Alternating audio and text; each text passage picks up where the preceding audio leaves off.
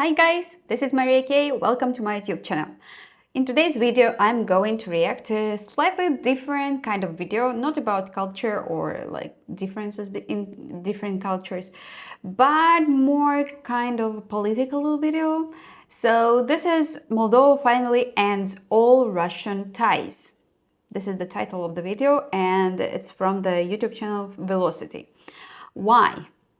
I would like to watch this video because I've heard of Moldova, different things, and I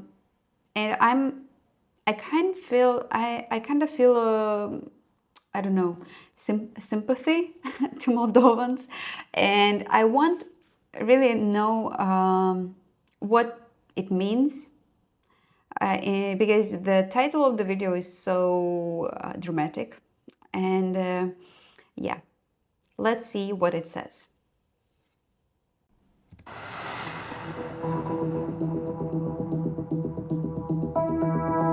Moldova just severed its last remaining ties with Russia after 3 decades of Moscow's dominance. President Maia Sandu ordered the immediate expulsion of all Russian diplomats following the discovery of over 100 million euros in covert election funding from Moscow. Moldovan law enforcement conducted 250 raids yesterday, targeting what authorities call Russia's most sophisticated interference operation in Europe. Okay, yesterday it means 27th of September, because this video is 28th of September this year, of course, and yeah, so the end of September. Police Chief Viorel Kernautianu confirmed the arrests. We've uncovered extensive vote-buying networks financed directly through Russian channels ahead of Sunday's parliamentary election. But this isn't about diplomatic tensions anymore. Moldova sits between Ukraine and NATO territory, making it the next battleground in Russia's campaign to control Eastern Europe. Sunday's election will determine whether this nation of 2.5 million joins the European Union or falls back under Moscow's control. European Council President Antonio Costa made the stakes clear. Technical negotiations on EU accession chapters could officially launch after September 28th, provided Moldova's commitment to its European course continues. Russia's response has been immediate and aggressive. Moscow deployed cyber attacks against Moldova's electoral systems while flooding social media with AI-generated disinformation, targeting young voters through TikTok. The Orthodox Church, aligned with Moscow, provides logistical support for pro-Russian messaging across rural communities. President Sandu addressed the nation yesterday. It is a race against time to anchor our democracy inside the Union, where it will be protected from the greatest threat we face, Russia. You know, it's kind of sad to hear that the greatest threat is Russia, because of course I don't live in Russia, but I still feel like myself as Russian, and I identify myself as Russian, so it really makes me sad to hear that my own government doing such a thing and being a threat to a country that struggles to be a democratic and to be a part of European Union. Yeah, so sad. But why is Russia fighting so hard for Moldova right now? Moldova controls critical infrastructure linking Russia to its military forces in Transnistria, a breakaway region hosting 1,500 Russian troops. Losing Moldova means Russia loses its last military foothold between Ukraine and the Balkans. The numbers reveal Russia's desperation. Moscow allocated at least 100 million euros for election interference, according to intelligence documents seized in yesterday's raids. That's 40 euros for every Moldovan citizen, making this the most expensive per capita influence operation Russia has ever conducted. That's a lot, right? Moldova's history explains everything happening today. In 1918, Moldova escaped over a century of Russian occupation by uniting with Romania, but Soviet forces seized it again in 1940, deporting 300,000 Moldovans to Siberia. After independence in 1991, Russian-backed oligarchs controlled Moldova through economic blackmail and propaganda. gas supplies, trade routes, and remittances from Moldovans working in Russia gave Moscow leverage over every government decision. President Sandu's Party of Action and Solidarity broke that pattern in 2021, winning a landslide on promises of EU integration and anti-corruption reforms. But Russia hasn't accepted this loss. Intelligence reports detail Moscow's hybrid warfare campaign using vote buying, protest coordination, and threats of energy cut-offs.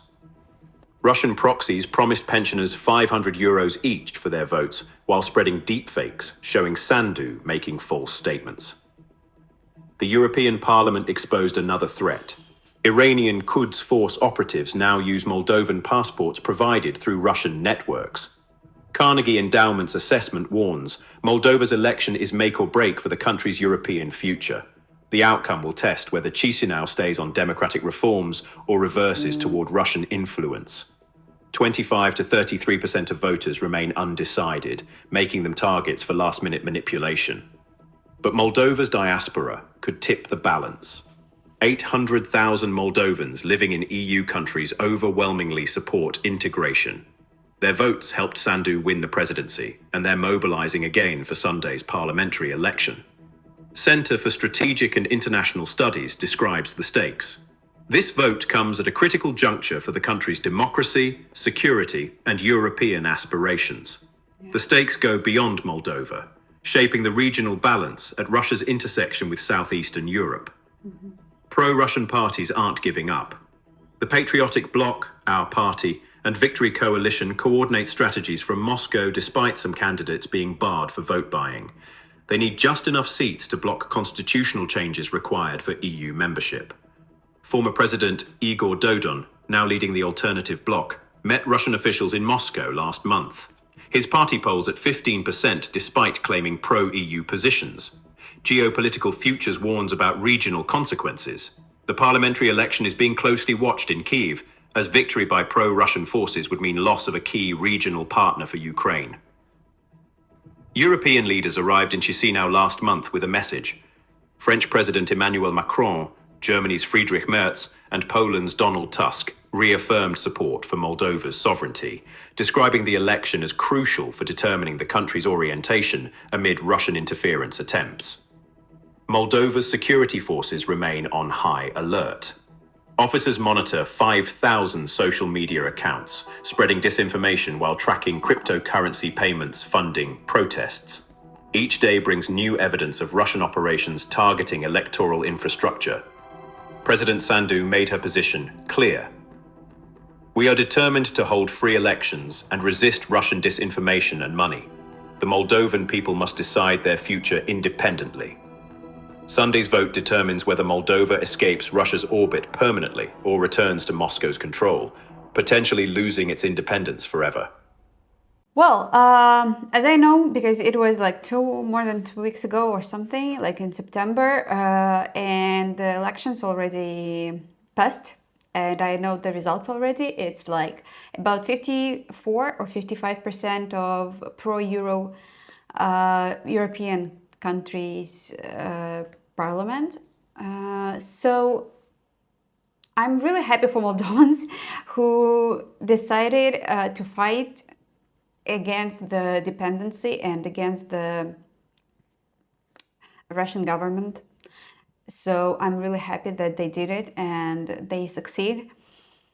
But as I said, it makes me really sad to know that I'm a citizen of this kind of country that should be fighting. And yeah. So I'm happy for the Moldovans. Good for you, and great job. You did it. You succeeded. So I wish that one day Russia can join the democratic world. Yeah. So that's it. Thank you for watching. I'll see you next time. Bye.